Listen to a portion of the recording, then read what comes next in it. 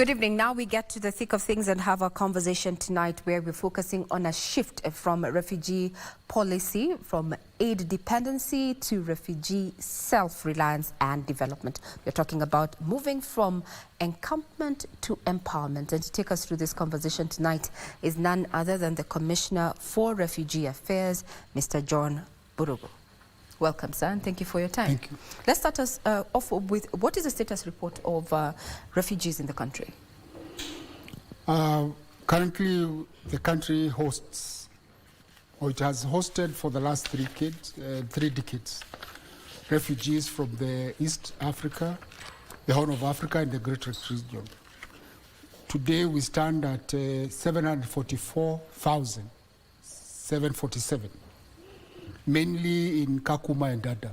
Yes. But we also have 100,000, over 100,000 who are in the urban areas. That is mainly Nairobi, Eldoret, Mombasa, Nakuru.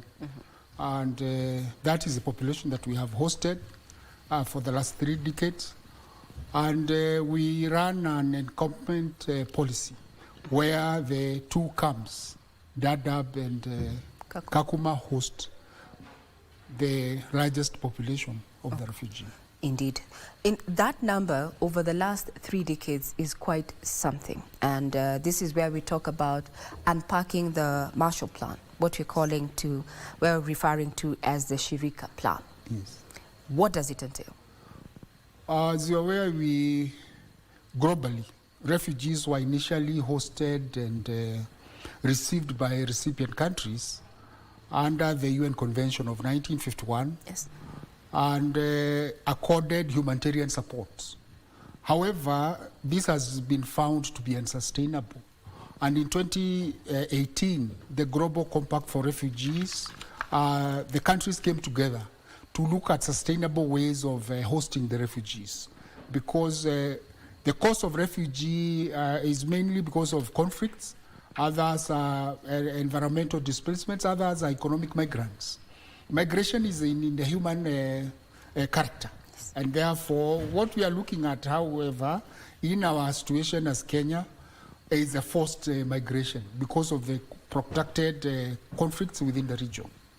For us, as having run the encampment policy, we now wish to ensure that there is sustainability, that it is durable, that it is not exerting pressure on the country. Okay.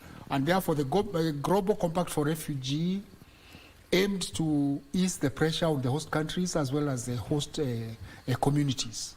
You are aware that in Dadaab and Turkana, the host community are respective Kenyan communities who receive and have also donated the community land, yes, to these hosts. So the shift by government is to ensure that there is sustainability in the support that we give to the refugees. So Shirika plan is a shift in the approach of supporting refugee and management in the country. And that means that we are integrated. We are going to achieve integrated settlements. Integrated settlements. Now, yes, before we speak integrated settlements, when you look at the encampment policy as envisioned under the Refugees Act of 2021, it also limits movement. So when one hears integration and self-reliance, does this mean then refugees are going to are accorded free movement? No. Okay.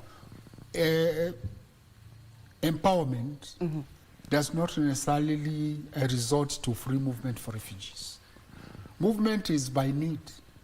And when you have services of health, education, water, social protection, environmental intervention and mitigations, as well as empowerment needs, that they are able to meet their basic needs and improve their livelihoods. They don't need to come from wherever they are habited. For example, in Kakuma, we already have a municipality that is already chartered, and therefore, as well as Dadaab. And those 2 municipalities will be upgraded progressively in the next 5 years to have the infrastructure of markets, social services, improvement and expansion of health facilities, as well as other social amenities that are basic markets that will support the socio-economic transformation. More importantly, the government is also moving to ensure that the frameworks in place attract the private sector investment. This means that previously the northern frontier, where we were looking at the security aspects, we are going to enhance security, and in these municipalities, they become commercial hubs where investment by the private sector would find space and therefore create employment and create a commercial enterprise. And at the same time, there are other programs that the State Department is running together with support of the World Bank. I will talk about KPIL, that is an intervention on Kenya Primary Area Learning Program. That is a 5-year program again that is trying to correct the unequal outcomes of education, where refugees and hosts have not been doing very well. Exactly, and also looking at one of the challenges that have been cited as affecting refugees is a communication barrier. Now, you've mentioned that you want to somewhat incentivize the private sector to invest in our refugee camps. And what comes to mind right now, looking at government policy and looking at the empowerment aspect of the Shirika plan, gets me asking, are there plans to have affordable housing within these areas? Because if you're going to improve development and housing, then are we likely to have that? Yes, we will have affordable housing of sorts, because under the Kenya Urban Support Program 2, KUSIP 2, we have a 50 million grant under World Bank, where the UN Habitat is implementing an implementing partner in the upgrade of the facilities. And that means that the houses, the infrastructure, the sewer and all these other areas, it means that the environment of affordable housing is quite ripe, and it is there. And how we are going to actualize that is by the progressive implementation of the Kenya Urban Support Program.